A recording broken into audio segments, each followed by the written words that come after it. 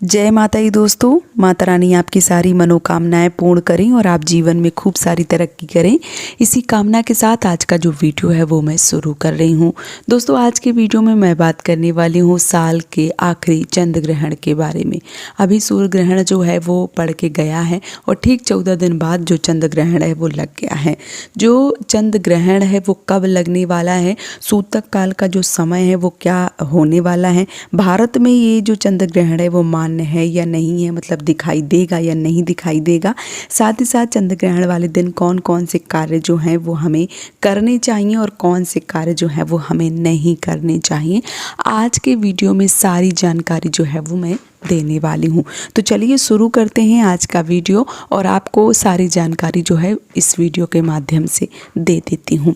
साल का जो दूसरा और आखिरी चंद्र ग्रहण है वो अश्विन मास की पूर्णिमा तिथि यानी 28 अक्टूबर को दिन शनिवार को साल 2023 में लगने जा रहा है।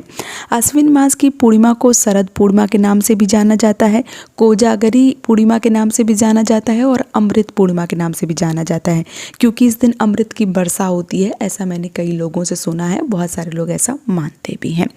यह जो ग्रहण है वो 14 अक्टूबर 2023 को हुए सूर्य ग्रहण के ठीक 14 दिन बाद जो है वो लग रहा है।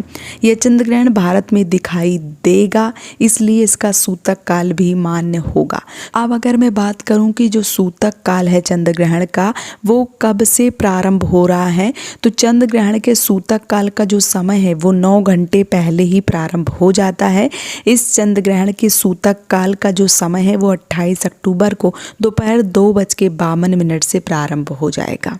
और सबसे ज़्यादा अगर कहूँ कि चरम सीमा पर जो चंद्र ग्रहण है वो कब देखा जाएगा, तो 28 अक्टूबर की ही रात को 1:44 पर ये अपनी चरम सीमा पर हो सकता है।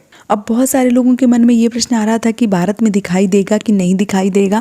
तो बिल्कुल भारत में चंद्र ग्रहण का असर सूतक काल और जो दिखाई है वो ज़रूर देने वाला है। साथ ही साथ जो कुछ राज्य हैं या कुछ शहर हैं जहाँ पे चंद्र ग्रहण की साया जो है वो सबसे ज़्यादा देखने को मिल सकती है, जैसे नई दिल्ली, मुंबई, बेंगलोर, अहमदाबाद, कोलकाता और वाराणसी में इसका जो प्रभाव है वो सबसे ज़्यादा देखने को मिल सकता है। और इसी दिन क्योंकि साल का आखिरी चंद्र ग्रहण है और ये 30 वर्षों बाद होने जा रहा है, इसलिए शरद पूर्णिमा वाले दिन चंद्र ग्रहण जब लग रहा है उस समय गज केसरी योग जो है वो भी बन रहा है। ये चीज़ भी आप लोग ध्यान रखिए। अब अगर मैं आपको बता दूं कि जो चंद्र ग्रहण है उस समय कौन कौन से कार्य जो हैं वो नहीं करना चाहिए, तो ग्रहण के समय सिलाई बुनाई करना, सोना, पूजा पाठ करना, कोई भी शुभ कार्य करना या भोजन करना, ये सारे कार्य जो हैं वो वर्जित बताए गए हैं।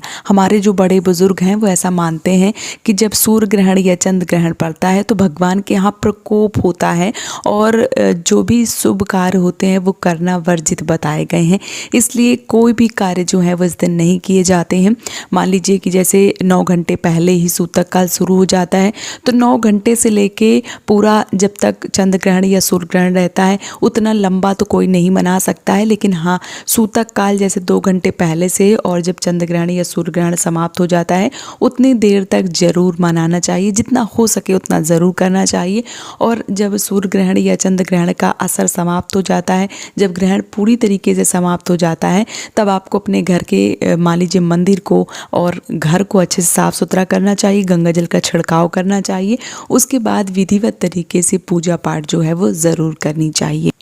अब अगर मैं बताऊं कि जो चंद्र ग्रहण है वो कितने बजे लग रहा है, तो साल का आखिरी चंद्र ग्रहण भारत में 28 अक्टूबर को रात्रि को 1:06 पर शुरू हो रहा है और सुबह 2:22 पे इसका जो असर है वो समाप्त हो जाएगा। कुल मिला के 1 घंटे और 19 मिनट तक इसका जो असर है वो देखने को मिल सकता है। साथ ही साथ जो भी गर्भवती महिलाएं हैं, जो भी गर्भवती माताएं हैं, उनको विशेष रूप से ध्यान देना है कि सूतक काल के पहले ही उनको अपने पेट के ऊपर एक लेप जो है वो लगा लेनी है।